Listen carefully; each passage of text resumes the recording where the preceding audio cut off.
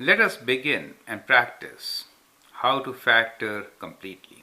Here we have 6 examples. I'd like you to pause the video, copy these examples, find common factors and factor these terms completely, right? When I say factor these terms completely, it really means that once you write it in product form, there are no more common factors between the terms you have.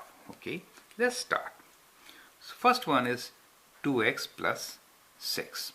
You'll notice that 2 and 6 have a common factor, 2 itself, right? So we can write this as 2 as a common factor, and when you divide 2x by 2, you're left with x. You get x plus 6 divided by 2 is 3. So that is how we can factor it. Now the check is, we have already converted some form into a product form. That means we have done the factorization, and since there are no more common factors between these two terms, x and 3, we say factorization process is complete. Okay. To check if it is correct, we can expand, applying distributive property.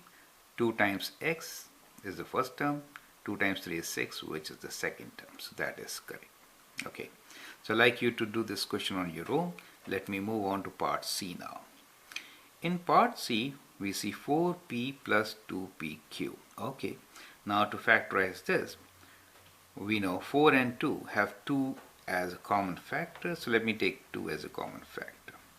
Now p and p is a common factor. Let's take p also. So that's it.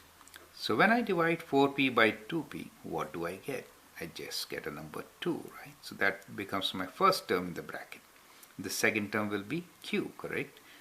Plus q, the sign here.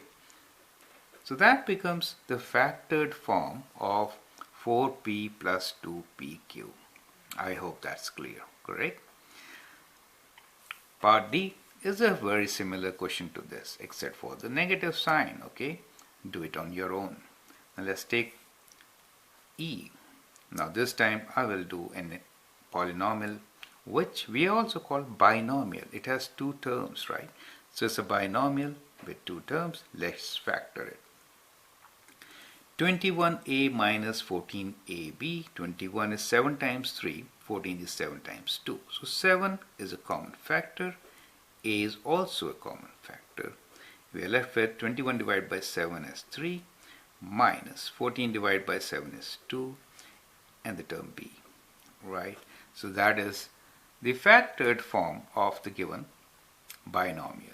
Okay, so that is how we can factorize these simple polynomials.